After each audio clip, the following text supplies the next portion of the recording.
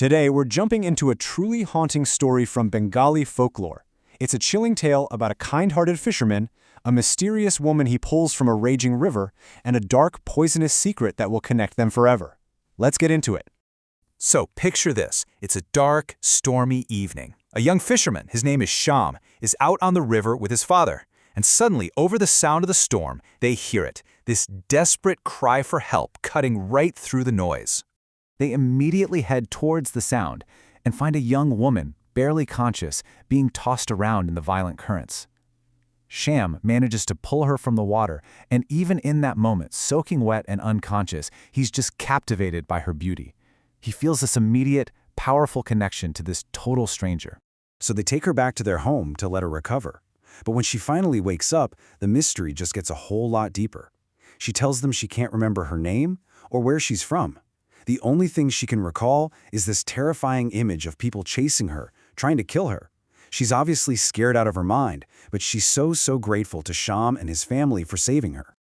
They offer her a safe place to stay, hoping maybe the morning will bring some answers. But when dawn finally breaks, the mystery doesn't just deepen.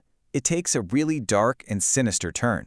Sham wakes up to find that the girl is just gone, vanished without a trace, no goodbye, nothing.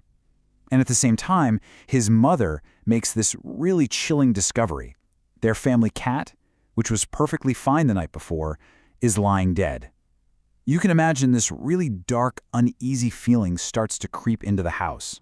And while they're trying to figure out what's going on, this shocking piece of news starts spreading through the village like wildfire.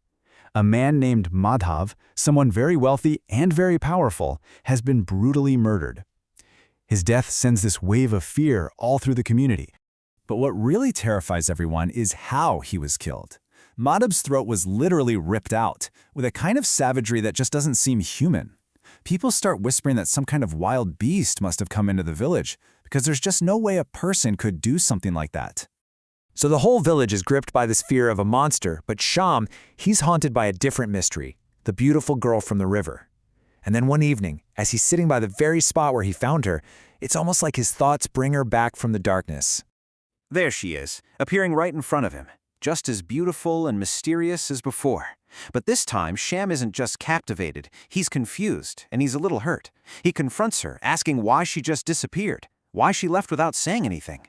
Her answer is just one single, chilling statement that completely changes everything. She just looks at him and says, "I am a Bishkanya." Now, for anyone who isn't familiar with this bit of folklore, that is a truly terrifying thing to confess. So what is a Bishkanya? Well, she's a poison maiden. According to the legends, she's a girl who is fed small, steady doses of poison starting from a very young age. Over years of absolute agony, her body actually builds up an immunity, becoming so saturated with venom that her very touch or even a kiss could be a deadly weapon. She's a living, breathing assassin. And then she drops the second bombshell. She tells Sham that she was the one who killed Madhav. But how? Well, she explains that she's a spirit, and on that stormy night after he saved her from the river, her spirit entered his body and used him as a vessel to get her revenge. He was the wild animal that killed Madhav. She finally tells him her name, Bishaka, and then she tells him her horrifying story. She was kidnapped when she was only 12 by that very same Madhav and his partner, a man named Shailen. For years, they tortured her, feeding her poison every single day, until her entire body became toxic. They trained her to be a weapon, seductive, deadly, only to decide she wasn't useful anymore and hunt her down. And the cruelty of it all was so systematic.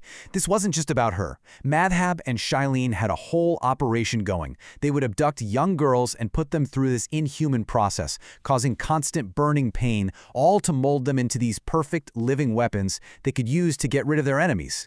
Bishaka tells him that she finally decided to run, to escape, but her masters chased her all the way to the river's edge. She was trapped. She saw only one way out.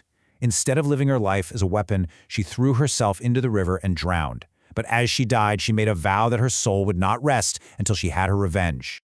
So even though Madhav is now dead, Bishaka's spirit isn't at peace. Not yet, because her revenge is only half complete. His accomplice, Shailen, the other man who helped orchestrate her torture, is still alive. She turns to Sham, the only person in her entire life who has ever shown her true kindness, and she makes this one last, desperate plea. She asks him to lend her his body one last time, to be the vessel for her final act of revenge, so her tortured soul can finally, hopefully, find some peace.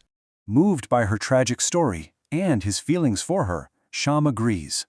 Once again, Vishaka's spirit takes over his body, and he hunts down Shaylin, and the accomplice meets the exact same gruesome fate as the mastermind, killed with that same brutal animal-like fury that leaves the village terrified of the monster among them, never once suspecting it was their own quiet fisherman.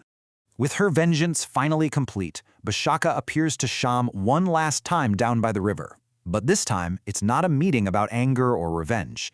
It's a quiet, heartbreaking goodbye. Shyam, who is just filled with this mix of sorrow and love for her, asks the one question that's been weighing on his heart. Now that the men who ruined her life are gone, has she finally found the peace she was looking for? Her answer is just devastatingly sad.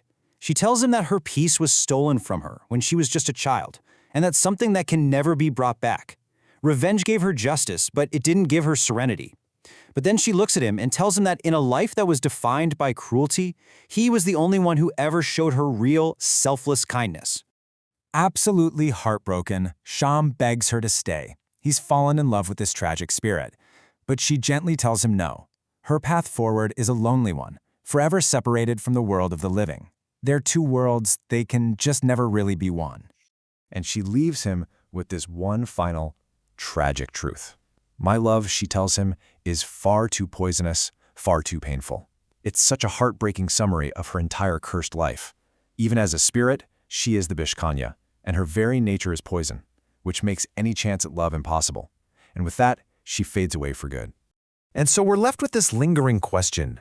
Vishaka's story is a chilling look at how cruelty can create a monster, for sure. But it also asks something much deeper. Even after justice is done, can a soul that has known nothing but pain and poison ever truly heal? Or does that venom just linger on forever?